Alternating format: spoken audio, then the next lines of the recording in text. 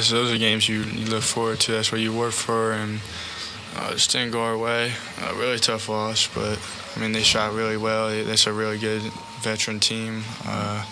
They got all positions are very skilled, and they shot the ball extremely well. So it was just a fun game to play in. The fans were amazing, and just a tough one to not be able to pull that out. Both teams played great offense and made big shots. They made the shot at the end that they had to make. We couldn't get stops. We played just about as well offensively as we can, but we've got to get stops to win, and we couldn't do that. Well, that was the game. We just couldn't get anything in the second half. First half, we were okay on the board. Second half, we did nothing. Brahma's got to be able to stay in there and be able to make plays for us. We're small when he's not in, but, he's just not getting it done. Well, it's hard, but, he's just so physical down low. He's a physical, strong kid, tough, and we just couldn't deal with him down there. We've had the same problem all year. Our offense just is better now, so we can hang in, but we can't do anything down there with that guy. We just don't have anybody that can do anything with him down there. Where have you seen Rack at his best offensively? He's good, wherever he is. He's playing good basketball. It's tough for him to play center. It's just not, physically it's tough. He's a hard matchup for other people, though. So it's Quincy did a really good job coming in, got on the boards. He was good. He's earned some more playing time. He's been good in practice, too. So we'll see him more. All right, we'll see you Tuesday. Welcome to the Cuse Militia Podcast with those two unapologetically biased, orange-blooded homers, Sean and Joe. What's up, Cuse Nation? Thanks for tuning in to the Cuse Militia Podcast with Sean and Joe. If you like it, please share it. The universal handle for the socials is @Cuse Militia. Go there, join the militia. We are the only Syracuse sports podcast centered around giving you, the fans, a voice. So welcome. Happy Sunday. Rate, review, and subscribe on whatever platform you listen on. We thank all of you who have already done so. The first Cardiac Cuse game of the year ends in a 1-point loss, 88-87 for the Orange. They fall to 8-6, 1-2 in the ACC as Notre Dame rides home with the win yesterday evening. And Syracuse will host Virginia Tech on January 7th at the Carrier Dome. At our favorite time to play, of course, during the week is 9 o'clock, so that's when that will happen. And that should be on the ACC network, as far as I know. So we will talk about both of those things, but first, just a little banter, quickly. Dome's going to be packed. It's going to be packed. 9 o'clock on a Tuesday, bro. There's no doubt. There's no doubt. So, Brad's, the breaking news for the evening, the big stuff, was Braswell's looking like a medical redshirt. I read the article, or skimmed it, I should say, but I didn't see where they specified if it was a medical or not. But either way, he looks like it says pain in shins. I'm guessing shin splints. Sometimes that takes a little time to go away. So if we can get a redshirt and get him healthy, then obviously it's hurting him, and he can't.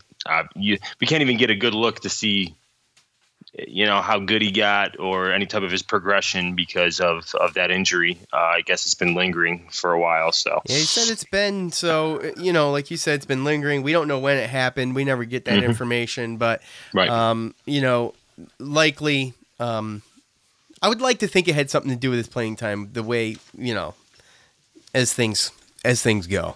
No, that'd be the optimistic way to look. Right, exactly. So, and then the at least someone's winning games, and that would be the Syracuse women's basketball team. Yeah. Upsetting Florida State one day, turning around a couple days later in beating Notre Dame in overtime.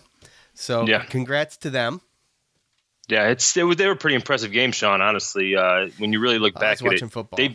I know. I was going back and forth too, but this is a team that's made, I think, 7 or 8, something like that, straight NCAA appearances. This coach Hilsman's got him pretty good, but with what's her name? God, I can't even think of her name now. The one that's out. Oh, Tiana. Having her issue. Like, I think, she was somebody that was thinking about going to the WNBA last year as a junior. So that obviously hurts, but they were 6-6 coming into this 2-game stretch here. And they do have the 14th ranked strength of schedule in the league. They have nothing but losses against basically ranked opponents, but Florida State was undefeated and they hit a buzzer beater 3 to tie it, and then won in overtime on a buzzer beater, and they won today. They beat Notre Dame. Notre Dame's not as good as they've been in recent memory. They had around the same record, but we haven't beaten them in 21 straight games. They beat us in 21 straight games up to that point. So they were down by 8 or 10, I think, in the fourth quarter, and they came back in again, hit a 3 with about 6 seconds to go. Kiara Lewis hit a 3, and they went into overtime, and they ended up going on an 11-0 run or something like that, and they kind of ran away with it. So, again, like you said, it's good to see that somebody's winning. Yeah, and it's not to say that Syracuse men's team is having. I think the feedback I see on social media is a little hyperbolic. Like it's a little, it's a little, I think mostly frustration there. Of course. But what I saw yesterday, and we'll get into it, what I saw yesterday from that men's team wasn't all terrible. So no, it's a great game to watch, man. It was an exciting game. We kind of thought that there might be that might be, the first cardiac Cuse game of the season, and it sure was. Oh, yeah. So we are going to get into all of that. First, we're going to hear from the folks over at Blue Chew. We thank them for sponsoring Armchair Media and this show. So, listen, if you want to increase your performance, get extra confidence in bed, listen up.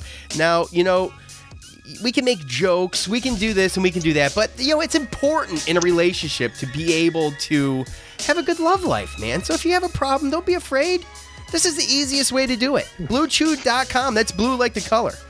Blue Chew brings you the first chewable with the same FDA-approved active ingredients as Viagra and Cialis, so you know it works. You can take them anytime, day or night, on a full or empty stomach, and since they're chewable, they work up to twice as fast as the pill, so you can be ready whenever the opportunity arises. If you could benefit from extra function and more confidence when it counts, Blue Chew is the fast and easy way to enhance your performance. It's prescribed online and ships straight to your door in a discreet package.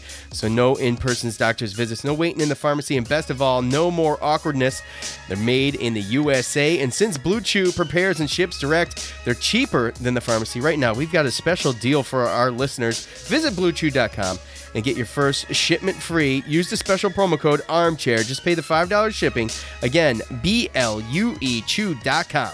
Use the promo code ARMCHAIR. Try it for free. Blue Chew is better, cheaper, and faster choice. And remember, they do not promise any guaranteed results, as well as claiming to cure disease. They don't do that either. So, as always, all right, well, Joe, a disappointing loss with a questionable no call maybe at the very end of the game. Syracuse fans were left a little stunned, expecting maybe an almost automatic free throw from JG3 to tie the game and likely to go into overtime. A regretful Prentice Hub breathed a sigh of relief in the 1-point win after awakening the monster that is Joe Girard after kind of a dirty scumbag move standing over Joe as he slipped to the floor after an assist, but pretty classless. Pretty classless. Girard, we'll get into both of those things separately, as they will be. Girard would score 10 consecutive points, including the 2 points from the technical foul, helping him to a 20-point game. He followed up Buddy, my buddy, led the Orange with 23, going 50% from the field, 7 for 12 from 3, and just this kid is just becoming. I mean, he's becoming like so reliable. It's so good. He's got such a nice stroke too. Hughes with 19 points and 5 rebounds. The diamond in the rough always is Doley. We say in the show a lot that if we give him his credit where it's due, but we said, I think it was the last show, we said if this dude can score, he becomes a triple threat instantly with assists, defense, and scoring. He finished with a double-double, 13 points, 10 rebounds, 3 assists shy of a triple-double. with 7. So the Orange were out-rebounded eventually by 3, 39-36. The good, Syracuse was 48.4% from behind the arc, tying a school record of threes with 15. They got much-needed help, much appreciated help from Gary A. He had a good game. He finished with 10 points. He went 3 for 3. The Orange also had 5 players in double digits. The bad, Notre Dame was also 48.4 from behind the arc. They also hit 15 threes. Gibbs and Hub scored 36 points combined from behind the arc. And the ugly is the elephant in the room, and we all know what it is. It's Syracuse inside game. It is just bad. Mooney had his way as expected. I saw, it's funny, I was looking at Mooney's stats. I saw he scored 24 points. I saw he scored 26 points. I saw he scored 28 points. Either way, I don't know what it is. 28, I'm going 28. With ESPN. Okay. ESPN said 28. Yes. 28 points, 14 rebounds. And the way I see it, the only reason, and Joe and I talked about this yesterday, and this isn't a knock, I just the only reason to start Sidibe at this point is to just limit the fouls on Gary A., in my opinion. Yeah, and start off with your tallest lineup. Right. So that's the good, the bad, the ugly. In your recap, Joe, what'd you think? Well, I was just talking, it was just overall, as much as we did lose the game, it was a great game to watch. You can't tell me going back and forth, going down 8-10 points and coming back, 2 or 3 different times. You had to just sit there and watch the game. I mean, I know I was sitting there like, God, this is such a good game. Obviously, it didn't turn out our way, but I think it all really comes down to, like you said, I don't even think we knew Mooney was going to do that, right? Yeah, he's pretty much been doing that to everybody. So, and we shot basically the same percent. You look at the stats and everything; they're almost identical. They're pretty close, right? So the biggest things, obviously, second chance points. They ended up having 5 extra shots than we did, and they scored 21 points off our 11 turnovers. Yeah. So that means they almost scored every single time off of one of our turnovers. Those are really the little things that got them to W in this game.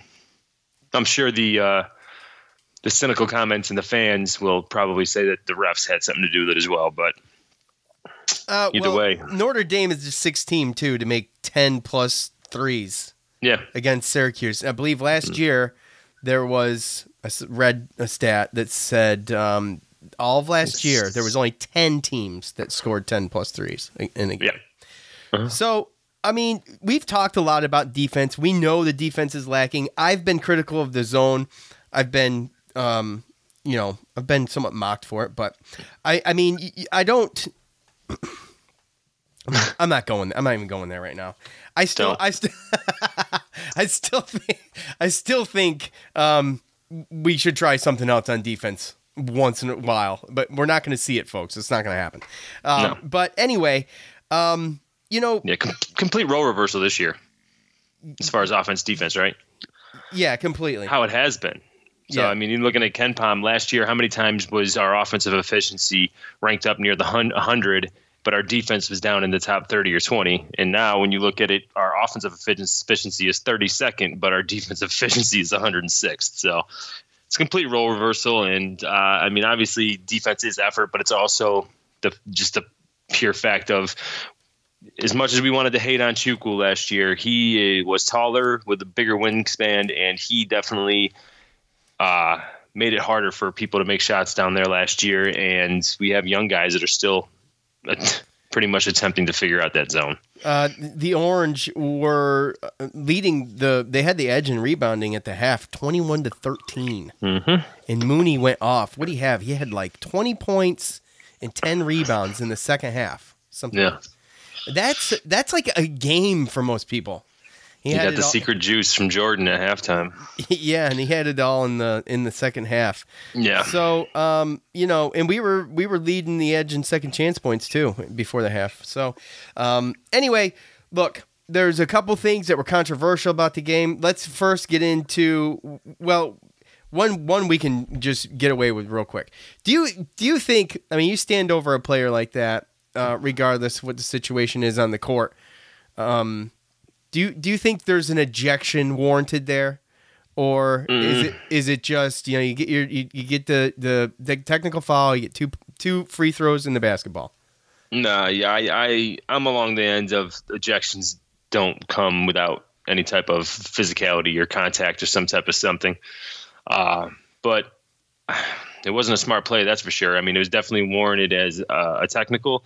And on top of that, when you act like that, I mean, deeper teams or maybe a lesser player, he's getting pulled immediately from there, from that situation. I was surprised the way Mike Bray handled it, especially the way he was running around like a petulant child saying it should have been a double technical when Joe Girard did absolutely nothing. So I'm sure once he went back and looked at the tape, he realized that was just a bad move. And I'm sure he had a conversation after the game about it. But how can you be mad at the guy? Because he did make all the shots that they needed to make to basically win that game, even going down to the last 2 free throws to make it a 4-point game when you're a 42% free throw shooter who hasn't shot a foul shot that game. And he only shot 2 the whole game.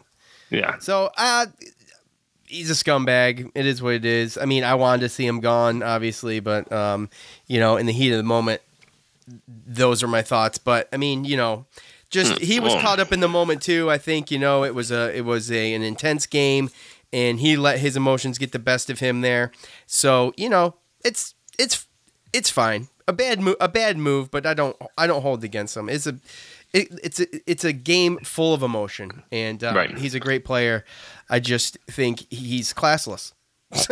No, he wasn't that moment. He wasn't that moment for sure. So then, at first glance, obviously the last shot by Joe Girard, first of all, to even hit it was amazing. After Hughes missed it, then I think Buddy kicked it back out to Joe on a rebound. Right. And then Joe tosses it up, makes it. You think you're getting a foul on that. I thought I saw a signal at first as a foul. I mean, every time I went back and watched it was so quick.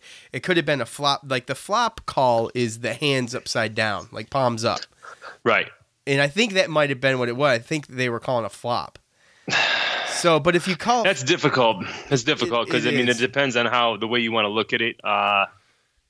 He did kind of kick his right leg out to make that contact. So when it comes to it, there kind of was a flop there, but that doesn't take away from the fact that he was pretty close. It was close with the hand and the follow through too. So again, you don't just take away that just because he flopped. But either way, I thought that there was 2 or 3 that probably could have been called earlier in the game with Buddy and Elijah, some of the ones that he made. And I thought that Elijah, when he pump faked and got that guy in the air, before it even got to Joe with a little bit more time left, I thought that should have been a foul as well. But he ended up gathering himself, got the ball back, and then, barely missed a shot. Then he got kicked back out to Joe. So again, it was just he made it too. So it's hard to sit there and say it was an unfortunate series of events. But at the same time, by the time we got it and made it and the foul wasn't called, there wasn't enough time to do anything.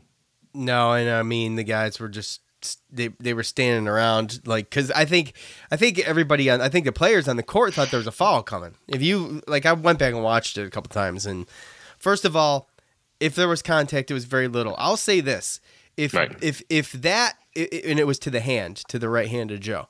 Yeah. If the shoe's on the other foot, okay, and the roles are reversed, and Notre Dame's shooting that ball to close up and possibly get the free throw, I'm pretty pissed off at the whistles blown on one hand, but on the other hand, I also expect it, but I'd be pissed. I'd be like, there was barely anything there. You could hardly see anything. Right. So, well, again, the thing that I worry, the thing that I didn't like about that was the fact that,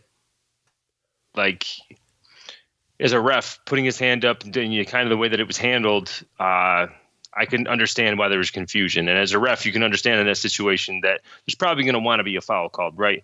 Yeah. But with the amount of time and everything like that, I was more disappointed in the fact that they just allowed the play to keep on, because it was pretty obvious that there was some confusion and there's some people that thought there was fouls. And Notre Dame, they just went ahead and grabbed the ball and then they inbounded it. I thought that, especially in those type of situations, you want to make sure that the clock's right and everything like that, right? So I think that it would have been – I expected the refs to kind of be able to stop the clock, kind of huddle together, talk it out to see what's up, check the clock to see how much time's actually left in the clock. So when it stopped and it was 0.4, it didn't matter at that point anyway, because if they inbound it, we follow them. There's not going to be enough time as it is. Absolutely not. But who knows when you really go back and look at it, was it 0.4? Was it 0.8? Was it more than, so I just expected it to be handled a little bit differently. And obviously there's other people that expected there to be foul. So you can't always get what you want, I guess. You can't always get what you want. But here's the thing. And, Syracuse, look, there's going to be some matchups where this offense is going to put some ACC opponents away. And I think it's going to be, I think we played Notre Dame twice, don't we? I think we did. Not 100% sure. I thought we did. But it's if Syracuse is to play Notre Dame again, if they do play them again, I bet you it's the same type of game. And it's it'll come down to who makes the most threes. Yeah, I know, and it's funny the broadcaster said that, and they both make 15. So the way that Syracuse's offense is clicking right now, I mean, scoring 87 points.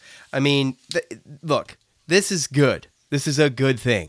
Obviously, Gary A starts being a little bit more consistent and growing into his role. They're going to get a little better on defense. I don't know how much better they can get on defense, though. No, well, I mean, I thought when Guerriere played good and they had that lineup of Dolezaj and Guerriere and Elijah Hughes with Buddy and Gerard, I think that's probably our best lineup. I don't know how good it is against really big teams, but you could tell the difference when that Juwan Durham was in there and when he wasn't. It was a key to get him fouled out. Yeah, you're going to have to go back and forth depending on the matchup. But again, I believe Jim Boeheim did mention in his post game that Quincy has earned more minutes. So I wouldn't be surprised if we don't start seeing him more, and that Leishon Sidibe is probably going to be getting shorter and shorter. So, and by the way, we do play Notre Dame again. Yeah, I thought so. Fairly quick too, right? January 22nd. Okay, yeah, there you go. A couple weeks. So, anyway, yeah, then obviously that game's going to be at Notre Dame. So, should be interesting. I think that's something to look forward to. That's really is something to look forward to. I look forward to every game, Sean. I look forward to every game too, you cliche. But listen, one game at a time. Listen, here's you just threw me off my train of thought. Oh, Notre Dame, a very experienced team, dude. Right. Compared to us. So I mean, see those guys like Goodwin and Prentice Hub, those sophomores that got that playing time, and you saw what that did for them last year. Yeah. So I mean, when you take a step back and you look at it at that aspect, this Syracuse team is a little bit. I think Notre Dame's a good team. They're a good team. I don't know how good I really don't know how good they are. No, we'll see. We'll see, but I don't really know how good they are yet because they really haven't. No, John Mooney's doing that to everybody, so maybe not. He's good, but he's good. Yeah. They shoot threes. They hit 15 threes. Somebody else is better. Yeah. Or somebody else is good too if Mooney only hit one. Yeah, that's true. Which was bold. Was almost as bold as Gary A's. So he shoots. Yeah. Anyway. All right. Well, let's hear from fans. Yes, sir. Before we do all of that, I have to tell you about MyBookie. Now, whether you're a past, present, or future MyBookie player, future means you're going to use this deal that we got right here in front of me. It doesn't matter whether you're experienced or a first-time customer. MyBookie welcomes all that come and play, so quit waiting around and sign up today. If you've got a bunch of questions, you're not sure how it works, research it, see if it's right for you. But if you still have questions, MyBookie's patient customer service team can walk you through the process. And the best part is, if you join now, you log on to mybookie.ag and you make that first deposit using the promo code CHAIR, MyBookie will match your deposit dollar for dollar to jumpstart the bankroll. That is, go to mybookie.ag. Use the promo code CHAIR. They'll match your deposit dollar for dollar up to $1,000. So go there, try it out, throw a 50 spot down like I do, and be done with it. So you play, you win, you get paid. Thank you to MyBookie. So we talked a lot about how some of these fan feedback segments have been a struggle, but everybody's pretty fired up. Not after a game like that. I know, everybody was pretty fired up. So let's check it out.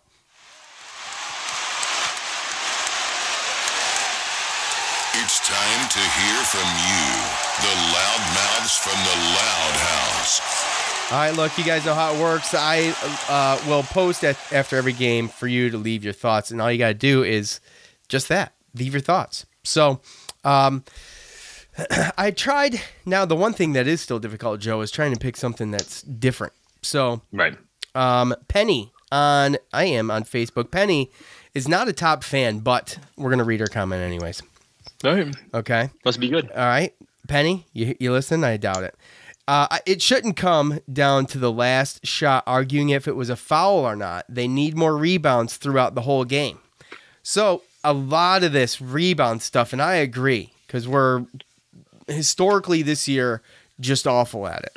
But well, it was bad last year too, but not like this year. Right. I mean, it's just to see some of those easy buckets that Mooney got off of offensive rebounds. Dane Goodwin came in and tipped one in and got fouled. I mean, here's the thing. Ridiculous. With a game like that's a 1-point game that comes down to, here's another reason. Now, I was fired up after the whole Joe Girard not getting the foul call thing. Like, I was. I mean, you can go back on Twitter and look. Right. And I was pissed off. I thought he was fouled. But when I, took a couple deep breaths and replayed it over and over again, I'm like, man, I don't know. But here's the thing. When it comes down to that, you can point to one play.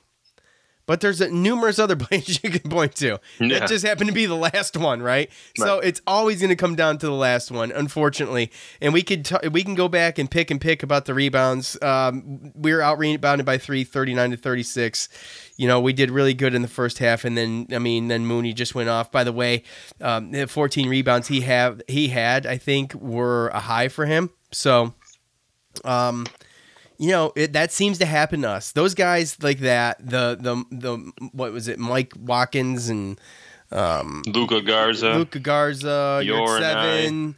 Those guys, they're going to be able to grab those extra couple rebounds on a team like ours. So, anyway, I agree. The rebounding needs to get better, but guess what? Don't look for that. They got to look to be more efficient on offense. That's how they're going to win these games, because I just don't know how much better they're going to get on defense. So, yeah, well, I don't see that. I don't know how much better you can play on offense compared to what they just played. I mean, you can't ask somebody to shoot better than 50%. It comes down to making a stop. You can't make a stop. If they have a guy that's in the middle like they did Mooney, or somebody that can make something, our guards were down in the free throw line trying to keep the ball away from going to him. But then that just makes it harder to close out on shooters like Prentice Hub, who was shooting at a ridiculous rate. So it's got to be one or the other, right? So I mean, it's either got to be rebounder, it's got to be getting stopped, it's got to be something, because you really can't ask much more for this offense. We're not going to score 100 points, especially every game. So it's got to be our defense. Well, and you look, like Coach said, they played probably as well as they could, and you'd think if you hit 15 threes, you win that game. But you could point to numerous other things, but 11 turnovers, isn't terrible either, to be honest with you. I mean, it's not terrible. Well, everybody shoots threes, right? Everybody shoots threes now, of course. But that's the game. I think right now we shoot threes, I think, at the highest rate of any team in the major conference, and I think Notre Dame's not too far behind us, but they do have a little bit of offense down with Mooney in Durham, so they got some big guys that can do some things as well. But Mike Bray came in saying that the team that hits the most threes are going to win. So we tied, and it came down to 1 point in the little things that came in between it. Robert, top fan on Facebook, says Sidibe is just not strong enough. The middle is a problem, and JG3 should have been at the line. Yeah, well, like I said, I think Sidibe's in there because he's going to absorb some fouls for Gary A. And like Joe said, you're going to start with your tallest lineup anyway. So, I mean, when you're playing. Yeah, well, I mean, yeah, of course, when you're playing a 6'9", 245-pound forward down low. Yeah. No, and Juwan Durham 6'11" with that reach too, with that length. True. So again. And then, to be perfectly honest, I think that Sidibe, he started off the game pretty well. I mean, Gary didn't come in until under the 10-minute mark. He had a couple boards. He had a basket. He had a block. So I think if you look at his stats, he probably did all that in the first 10 minutes. But after that, he was pretty much done. I mean, you saw Boeheim lighting into him on the bench. Oh, yeah. I mean, yeah, because he turned the ball over. I mean, he look. Well, he turns the ball over, and he's sometimes, like, I think you were talking to me about it the other day, but sometimes he looks scared or timid out there, and you can't do that. You got to go hard the whole time. If you stop because you think you made something in that one play and the ball's still loose, and then they turn around and get a rebound. Just because you made one good little tip or a block doesn't mean a play's over. Nobody grabs a rebound and then throws the ball away more than Sidibe. Well, that's because he's told not to shoot. 6 rebounds and 2 points in 23 minutes and 2 turnovers, and 4 fouls. Brian, top fan on Facebook, he said, BS are my thoughts. What are fouls for? Cuse players are not fouls for Notre Dame players. There we go. Mike Bray grabbed the ref's arm on the tech and gets nothing. Hughes was fouled on his 3-point attempt, and Girardi was fouled. Hit on the wrist and hit on the leg, and nothing called. He's got a big old middle finger to the refs. I don't know if he was hit on the leg, but it looked like he was hit on the wrist. Everybody was upset after that last call. You want Joe to go into. You want Joe to go to the foul line because it's almost automatic tie game. Oh yeah, right. And then that's kind of the play that they're trying to get rid of. I hated that whole if you kick the leg out, you get fouled thing. It's a bad habit. They're doing it in the NBA too. But again, the thing is when you're a jump shooter, you're not really, unless you're fading away and you throw your feet forward a little bit for balance, pushing off. You're not taught to. You're taught to square up and then land square. So this one random leg goes out this way toward the defender. I mean, they're gonna call it or not call it every single time. Yeah, it's just I didn't think their fishing was terrible. To be honest with you, I didn't think it was terrible. No, they let them play. Those guys are playing hard. Yeah. So again, it's just tough because people want, everybody wants. It's funny because it's like any type of bias, right? I mean, when do you as a fan watch the game? And you see a foul called on Notre Dame, and you're like, ooh, that wasn't a foul. Ooh, that was a bad call. No, you're always looking at what you don't get, right? So realistically, when you go back, and a lot of times when you look at it, it usually evens itself out. Yeah, sometimes. And if it doesn't, we'll let you know. Because we have. Oh, hey, my dad's bad for that. He's like, we don't get the calls here. We wouldn't get the calls in Notre Dame. Well, a lot of times we don't, I feel like. But I guess maybe a lot of people feel like that when they lose. So, to your point. Exactly. Tim on Facebook, not a top fan, but maybe this is why. The trash zone. Retire already, Boeheim. Not even making CBI tourney. It's clear as day what the problems are, but the worst fan base wouldn't know that. Our fans are a bunch of idiots. Oh, man. All right, first off, I want to anything we say before this, I just want to let you know, based off what Sean just said, we do not pick our top fans based upon any comments or anything like that. Facebook does it for us. Facebook does that for us, yes. Okay, so proceed. I just thought it was an entertaining comment. I don't really have much to say about it because I think you know our thoughts on it. I just thought it was entertaining because Tim, we have two. Tim's the biggest troll on Facebook right now. And then he's always just got something nasty to say about Bain. No, maybe on our page, but. Well, yeah, no, that's what I'm talking about. I don't know what the hell else he does on Facebook. I have no idea. I don't know the guy.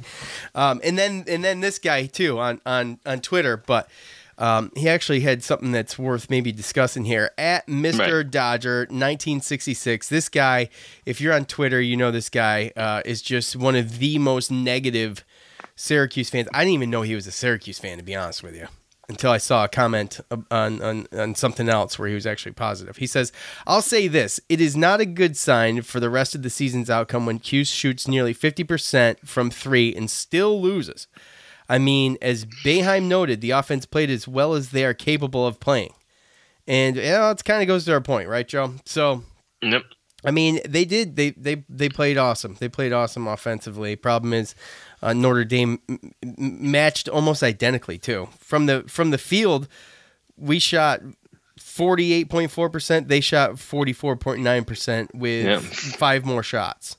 Free throw line was close. Yeah, we made the same amount of shots. We made the same amount. They just took 5. Again, I mean, it's just this year. It's just role reversal for everybody who thinks that Boeheim can't coach offense. And for the past 2 years with Brissett and Battle and Howard, and what were they complaining about? I didn't hear them complain about the 2 3s on the last 2. I mean, yeah, when on a loss, But overall, when we make the tournament, not much. It was more the offense, right? This one-on-one, we can't score. We're shooting 20-something, whatever percent, right? And now, I think that's more of a valid point than, that was more of a valid point last year. I think that one-on-one offense with Tyus Battle and stuff, it was boring to watch. Well, my point is, yeah, exactly. It was definitely boring to watch, but at the same time, my whole point is that the defense kept them in the games because the offense was average. Yeah. This year, our offense is way better. I mean, again, another 20 assists. We didn't match. They had 26, but we had 20 assists. So again, our offense is better, but now our defense, they just give up way too many points, second chance points, just turnovers. As far as points off turnovers. So, again, it's just getting that. I'll tell you what. I feel like defense can be fixed. And, again, it also depends on matchups and stuff like that. I'd much rather see these guys shooting the percentage that they're shooting and the points getting put up, knowing that these young guys could somehow figure it out, especially if you're looking at possibly getting a Bryson Goodine, eventually maybe getting some minutes, but like Gary Ayer being down there. I mean, look, do you see his blocks? Yeah. Oh. Yeah, really God. good. Did he play volleyball? Did he play volleyball in Canada too? Because I don't know, but he had he had a monster putback too. That was amazing. And here's the thing. He's going to be the key to this defense getting better, obviously. Yep. I mean, it doesn't take a rocket scientist to figure it out. I really do feel like it's starting to click with Gary A. And I feel like it's only a matter of maybe 5 more games. To where this kid it's going to click. Sometimes it just clicks. We talked about it, ad nauseum, pretty much throughout this whole non-conference of how long it took Buddy last year. Took him as a true freshman. We're talking true freshman. You don't know when it's going to happen, but when it happens, look at Joe Girard. Prentice Hub might have started that engine because we've seen him and he's been. He's been good some games and stuff like that, but when he comes to good competition, he hasn't really lit it up. That dude turned around and he just scored 8 straight points after kind of being disrespected and then hit that last 3. I mean, he's starting to get it. And if him and Buddy can figure out their defensive movement between trying to stop the ball from getting to the free throw line and then closing out on shooters, then that's going to get better. And then obviously the same thing with Quincy. We talked about it. This team's pretty much going to be what we've seen unless Quincy gets better and gets more consistent and gets more minutes and becomes that type of a Shaberset player so that we can close out games and have possibly without Sidibe in there so we can have 5 guys that can score. And that's where you're going to see the maximized talent of this team. Yeah, you reverse the minutes for Sidibe and Gary A with 23 and 17, that being Gary A gets the 23. I mean, he had 10 points and 5 rebounds and 3 blocks in 17 minutes. So, like I said, talk to Sidibe. Let him know his fouls don't matter. You're going to start. Get in there. Be tough. Be rough. Don't be afraid. Who cares? Yeah, go in there. And if you get some fouls, it's all good. If you get 3 fouls in the first 12 minutes, it's fine. Yeah, and if he plays good in the beginning like he did his last game, then Gary Ayer gets to sit there and rest, and then he can come in fresh after the other team's been playing for 10 minutes. Absolutely. I think it's a game plan. I think it's a good game plan. I mean, I think it's probably what's happening. That's to be honest. Probably was. So anyway. Well, on top of patiently waiting for Quincy to kind of become what we thought he was going to be, which Jim Boeheim, he's pretty much hinted toward that in his post game, that he's played better in practice. He played better. How about that bank? Yeah, it was a lucky shot. If I don't care. That shot, don't care. Went in. I know. If he misses that shot, though, all hell breaks loose on the bench because he's not supposed to be out there taking that, and everybody knows it. No comment. At Orange Beers 44, poor defense and second shot bad by Gerard, bad shot by Gerard, tied at 84. That needed to be a better possession. Showed heart and effort. Yeah, they never gave up. They were down by 8 points at one point. Kind of late. I think we're like maybe 4 or 5 minutes left. They were down by 8. Well, multiple times in the game, but late too. Yeah. Oh, okay. Were they down by 8 multiple times? I thought we got to 6, but that was it. No, got to 8 a couple times. Okay.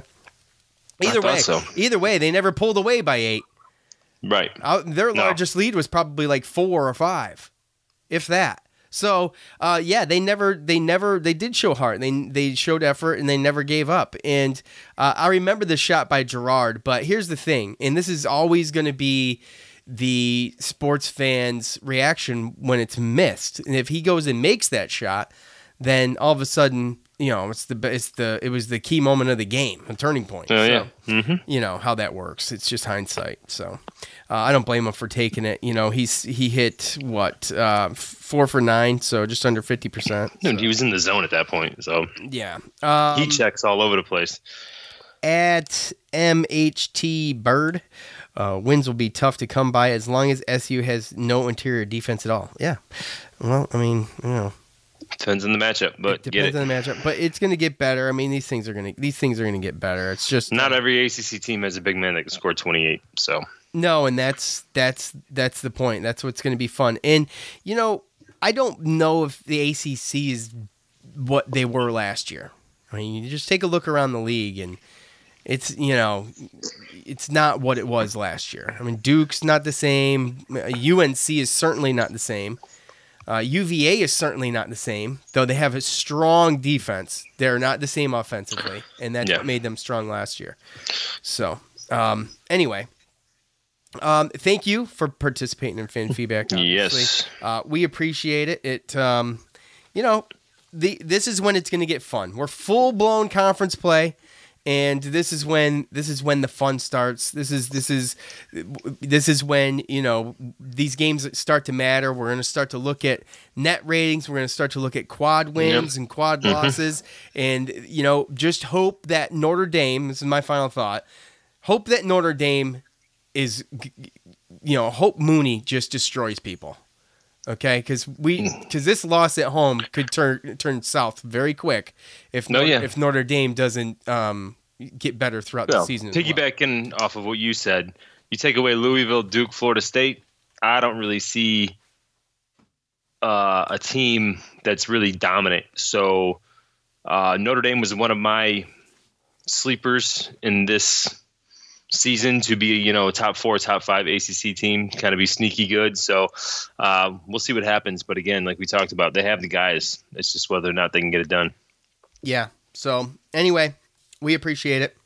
On to Virginia Tech. Yes, sir. All right, Syracuse will host the 10-4, 1-2 in the ACC Hokies at 9 p.m. on Tuesday. Lucky us. That's Eastern time, thankfully. Be thankful for that, at least. The all-time series with Virginia Tech sits at 9-4 in favor of the Orange. Syracuse winning 4 out of 6 during the Buzz Williams tenure. Syracuse went 3-0 against the Hokies during their time together in the Big East. This is a team that this year struggles to score sometimes, most recently against UVA, but that's expected, managing only 39 points. As far as the other 2 ACC games that they played so far this year, the lone win came over Clemson, 67-60, and a 77-63 loss against Duke. They do have a signature win over Michigan State. Virginia Tech this year plays guards for days.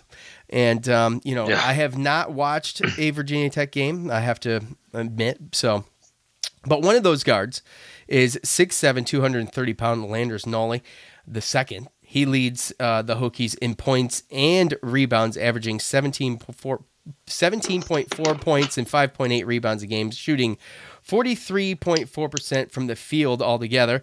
He's taken the most shots from behind the arc of all the Hokies with 85. He's hit 43.5% of those. He's a baller. So it's just, I really couldn't find, he's holding that team up, basically. And altogether, as a team, they're hitting 45.5% of all their shots. They are 68.7% from the line, and they're 39.4% from outside. So, like I said, he's holding the team up, kind of. But, Joe, they play, there's significant minutes come down to, 12 guys, or 8 guys. And you've got 2 forwards in there, and the rest are guards. Mm-hmm.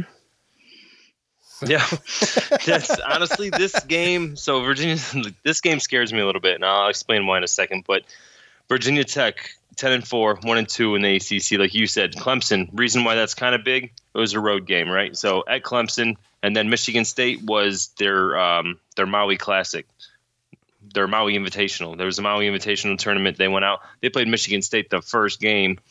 Michigan State going to Hawaii, top 5 team, probably not taking them seriously. Still 14th, by the way, right? What's that? Michigan State still ranked 14th, by the way.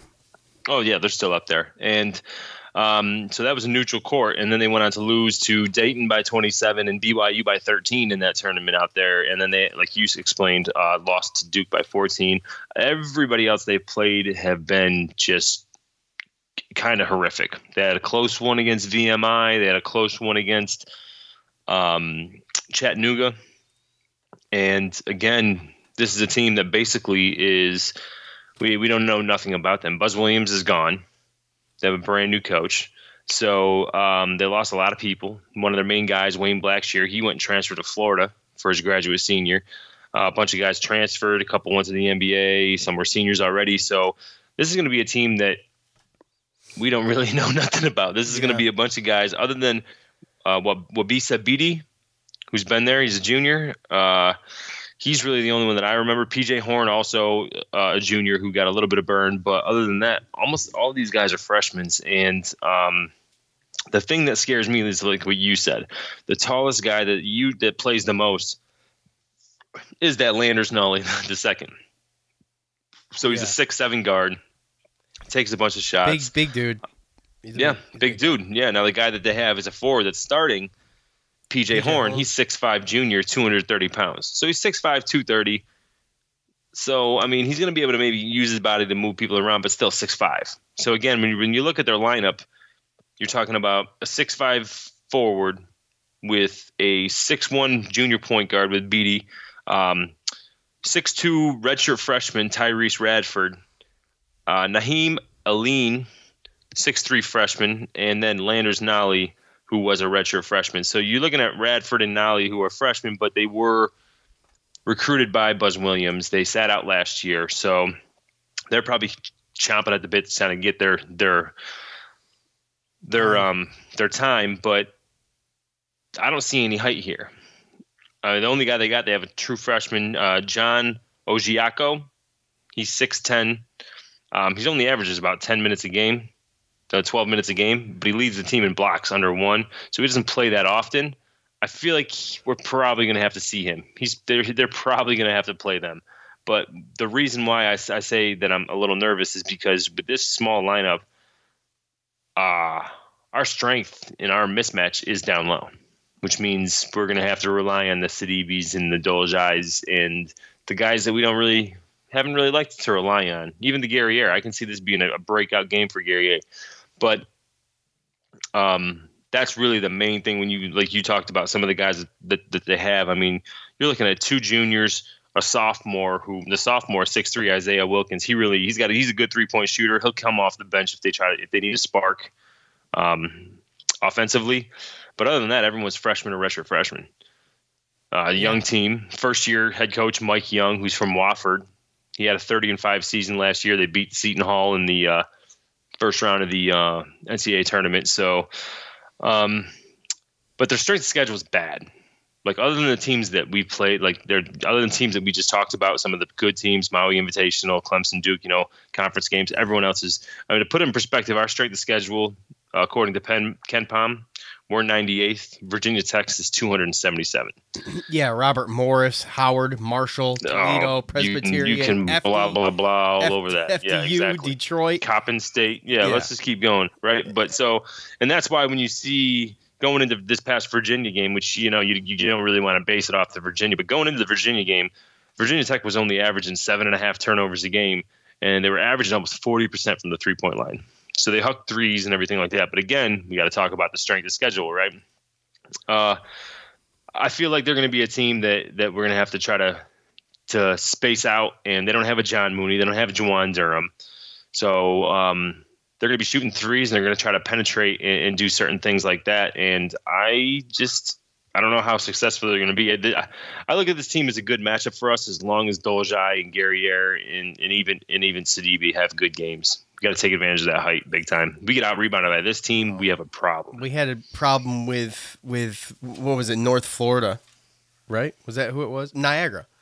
It's the smallest team in the country, and it was something that was almost a gimme. Now, Syracuse was kind of, I don't know how focused they were that game. It just wasn't a well put together game.